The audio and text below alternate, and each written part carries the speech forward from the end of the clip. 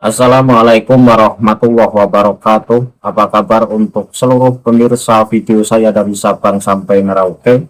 Semoga selalu diberi keberkahan, rahmat, dimudahkan segala urusannya, dimudahkan rezekinya, diberi kesehatan oleh Allah Subhanahu wa Ta'ala, serta diberi hidayah oleh Allah Subhanahu wa Ta'ala untuk orang-orang yang belum mendapatkannya. Kembali dalam kesempatan kali ini, saya akan membaca kitab khurafat milik Ba'alawi, yaitu kitab Syarhul Ainiyah, di mana di sini dijelaskan bahwa moyang Habib Ba'alawi, yaitu Fakih Muqaddam, ini ternyata CS banget dengan Nabi Hud alaihi salam. Dan ini terbukti sesuai apa yang tertulis dalam kitab Syarhul Ainiyah halaman 162. Jadi Fakih Muqaddam ini CS kental lah. Kalau istilah Jawa itu CS kental dengan Nabi Hud alaihi salam. Ketika Fakih Muqaddam ini tidak sempat mendatangi Nabi Hud, maka Nabi Hud yang balik mendatangi Fakih Muqaddam. Ini adalah hubungan antara manusia yang masih hidup dengan manusia yang sudah meninggal. Ini kayak dalam sinetron saja. Namun sebelum masuk pada pembahasan, untuk seluruh penonton dari manapun semua yang belum subscribe channel saya, bisa tekan tombol subscribe, kemudian like, serta share video ini ke teman-teman semua, agar yang belum tahu menjadi tahu. Yakinlah bahwa munculnya channel ini semata-mata untuk mengedukasi kepada seluruh umat muslim di Indonesia, agar tidak terjerat oleh doktrin-doktrin sesat yang dilancarkan oleh klan atau golongan yang mengklaim sebagai cucu Rasul dengan mengatasnamakan agama. Dan ini ada sedikit pembahasan berbeda dari pembahasan yang akan saya bahas. Jadi ada beberapa penonton yang protes terkait kenapa ketika saya membaca kitab khurafat Ba'alawi ini diawali dengan bacaan bismillah. Seharusnya jangan diawali dengan bacaan bismillah. Jadi alasannya gini, walaupun yang saya baca ini kitab khurafat, tetapi video-video saya ini bermuatan video edukasi, pembelajaran kepada seluruh umat muslim agar tidak terdoktrin oleh kitab-kitab Ba'alawi. Dan ini baik, artinya apa yang saya sampaikan itu baik. Dan memulai sesuatu yang baik, ini saya awali dengan bacaan basmalah agar berkah, agar diridhoi Allah Subhanahu wa Ta'ala. Jadi bismillahnya saya ini bukan karena saya membaca kitab khurafat, tapi bismillahnya saya adalah bismillah mengawali mengedukasi kepada seluruh umat muslim di Indonesia. Itu alasannya. Kemudian yang kedua ada lagi komentar dari salah satu penonton yang komentar di video kemarin, yang mengatakan bahwa sebaiknya polemik nasab ini dihentikan saja karena itu merugikan NU. Dan Ba'alawi ini sudah ada di NU sejak dulu. Ini pandangan yang keliru menurut saya. Karena apa? Karena polemik nasab ini adalah tujuannya membersihkan orang-orang yang mengaku sebagai keturunan Rasulullah, tetapi tidak sanggup membuktikan bahwa mereka benar-benar keturunan Rasulullah. Jika ini dibiarkan, maka akan banyak lagi orang-orang yang mengaku sebagai keturunan Rasulullah padahal bukan. Ini membahayakan. Karena orang yang ngaku keturunan dari gen mulia ini tidak lain pasti punya tujuan duniawi. Ini kalau nggak dibarasi ya bahaya. Karena Ba'alawi ini salah satu klan yang mengaku sebagai keturunan Rasulullah, tetapi diminta bukti sampai sekarang tidak sanggup menunjukkan bukti-bukti yang nyata, bukti-bukti yang kuat. Dan tentu mereka kenapa sampai mengaku sebagai keturunan Nabi, ya ada alasannya. Untuk urusan dunia, mencari kehormatan, mencari panggung, dan lain-lain.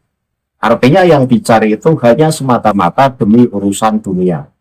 Jadi alasan ketiga polemik nasab ini dihentikan karena dengan alasan merugikan NU, karena yang tempur adalah NU dengan NU. Menurut saya tidak merugikan karena ini edukasi. Ini adalah perjuangan. Yang namanya perjuangan ketika ada korban, artinya ketika perjuangan ini butuh pengorbanan, ini ya lumrah. Jadi Justru ketika ini dibiarkan, artinya orang-orang yang ngaku sebagai keturunan Rasulullah dan masih ada di dalam tubuh organisasi NU, ini justru NU yang rugi. Jadi NU ditunggangi oleh orang-orang yang punya politik tertentu demi klannya. Jadi ketika tidak dibarasi, maka akan membahayakan. Di samping itu, Balawi ini merasa berkuasa di Indonesia, sementara mereka adalah pendatang. Jadi biar tidak semena-mena, biar tidak merasa orang paling mulia dan menganggap pribumi ini rendah, maka polemik nasab harus berlanjut sampai Balawi ngaku bukan keturunan Nabi. Selagi Balawi tidak bisa menunjukkan data-data yang menunjukkan bahwa Balawi sebagai keturunan Nabi. Masuk pada pembahasan tadi, yaitu saya akan membaca kitab Syarhul Ainiyah halaman 162 yang mengatakan bahwa Fakih Muqaddam ini CS banget dengan Nabi Hud alaihi salam. Teksnya saya tampilkan di layar agar penonton bisa ikut menyimak pada saat saya membacanya. Saya baca teksnya. Bismillahirrahmanirrahim. Wa takhallafa nafa'allahu bihi maratan an ziyarati qabrin Nabi Hud alaihi salam.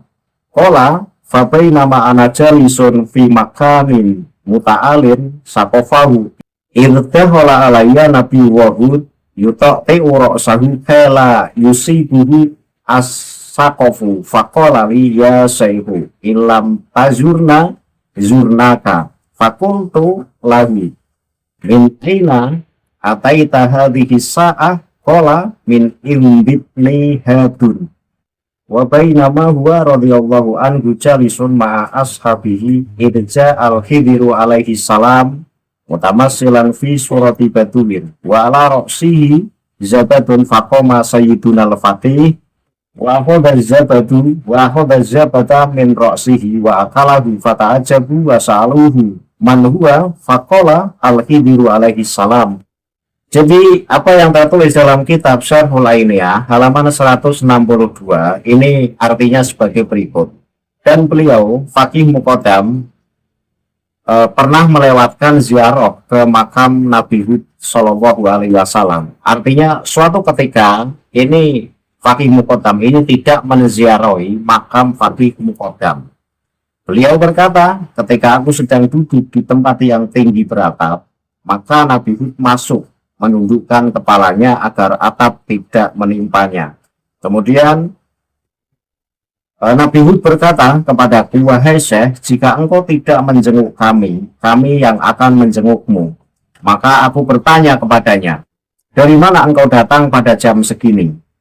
Beliau menjawab, dari putraku Hadun. Ketika beliau sedang duduk bersama para sahabatnya, kemudian Nabi Khidir Shallallahu Alaihi Wasallam datang menampakkan diri dalam wujud seorang badui dengan krim di kepalanya. Ini teksnya memakai teks az-zabat. Zabat itu bisa diartikan busa, tapi bisa juga diartikan krim, atau bisa diartikan semisalnya. Tapi kalau saya artikan busa, ini kan nggak pantas, busa dimakan.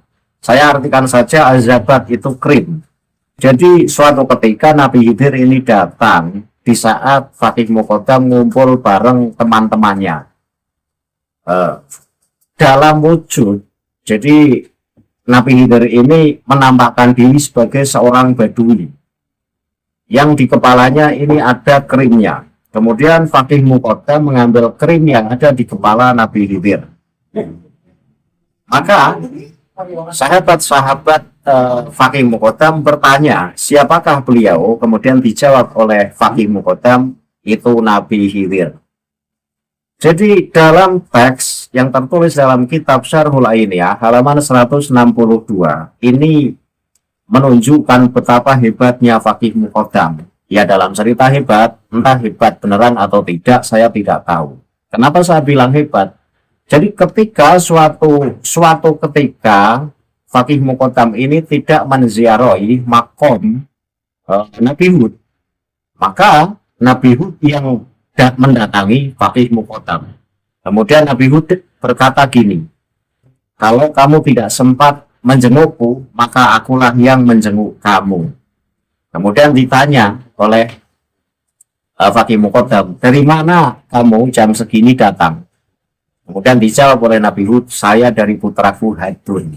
Ini berarti membuktikan bahwa hubungan persahabatan antara Fakih Muqaddam dan Nabi Hud ini begitu CS kental, ya, teman karib. Jadi ini menggambarkan hubungan antara manusia yang masih hidup dan manusia yang sudah wafat, di mana Fakih Muqaddam ini masih hidup dan Nabi Hud pada waktu itu sudah wafat. Tapi hubungannya kayak hubungan antar manusia yang masih hidup. Jadi kalau Fakih Muqaddam tidak menziarahi Nabi Hud, maka Nabi Hud yang mendatangi Fakih Muqaddam. Ini kan kayak hubungan teman. Jadi ketika tidak sempat datang ke rumah teman, maka temanlah yang datang ke rumah kita.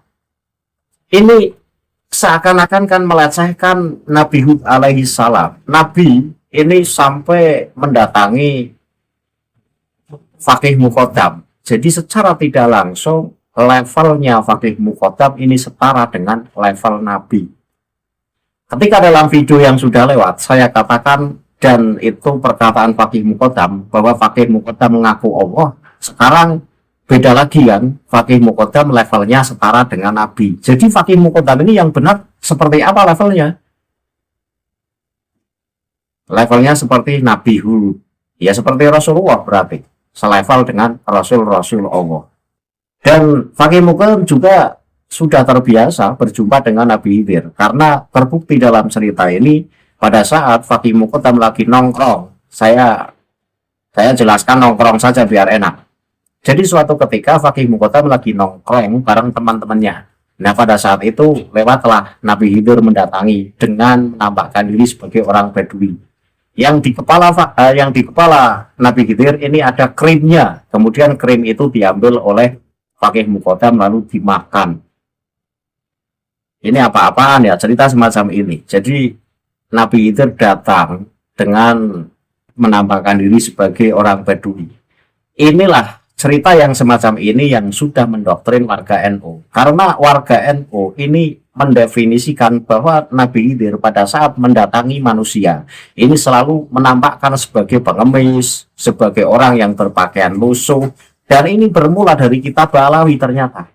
Karena ketika kitab-kitab Ba'alawi menjelaskan kehadiran Nabi Khidir ini selalu menampakkan dengan penampakan yang lusuh, penampakan orang Badui. Ini sudah berhasil mendoktrin orang-orang NU, di mana orang NU ini percaya betul bahwa jangan-jangan itu orang gila yang biasa lewat di jalan itu Nabi Khidir karena pakaiannya compang camping. Lah ini kan bahaya, padahal orang gila beneran. Nanti dikira Nabi Khidir. Nah kan berat pemahaman yang semacam ini. Karena gambaran dalam kitab-kitab Ba'alawi dalam menggambarkan kedatangan Nabi Khidir ini selalu dalam wujud manusia Badui, berpakaian compang-camping, wujudnya buruk. Nah ini kan bahaya. Ini tidak jauh beda ketika dalam video yang sudah saya bahas sebulan yang lalu, di mana katanya Rasulullah, para nabi termasuk Nabi Khidir biasa ngopi di kediaman Habib Lutfi bin Yahya Pekalongan. Ini kan dalam cerita itu juga Nabi Khidir dalam wujud pengemis. Nah, lagi-lagi kan menggambarkan Nabi Khidir dengan penampakan yang buruk. Ternyata dimulai dari kitab Ba'alawi. Dan ini sudah berhasil mendoktrin warga NU. Nah, jadi kesimpulan video ini, saya katakan bahwa level Fakih Muqaddam yang Ba'alawi ini disetarakan dengan level para nabi-nabi Allah, para rasul-rasul Allah. Jadi nggak main-main ini levelnya Fakih Muqaddam ini, di samping Mi'raj 70 kali dalam sehari semalam, kemudian dalam suatu ketika ngaku sebagai Allah. Lah dalam kitab Syarhul Ainiyah halaman 162 ini levelnya setara dengan Nabi Allah, Rasul-Rasul Allah, karena Fakih Muqaddam itu CS kental dengan Nabi Hud. Saya katakan CS kental, karena kalau Fakih Muqaddam tidak sempat mendatangi Nabi Hud, maka Nabi Hud telah yang mendatangi Fakih Muqaddam. Ya mungkin mau ngopi bareng, saya nggak tahu.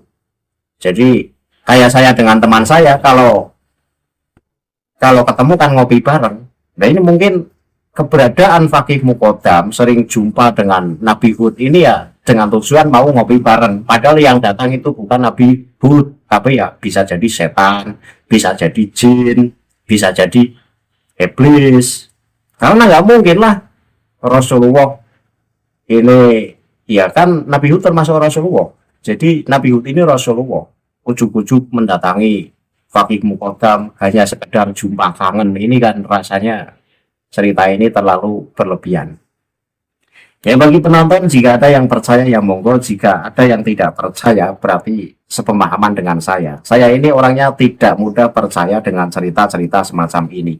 Tetapi saya percaya adanya mujizat, adanya keramat para wali, adanya maunah para orang-orang soleh, saya percaya. Tapi modelnya tidak semacam ini. Saya akhiri kajian ini, akhirul kalam, billahi taufiq wal hidayah. Wassalamualaikum warahmatullahi wabarakatuh. Salam maras untuk seluruh muslim di Indonesia.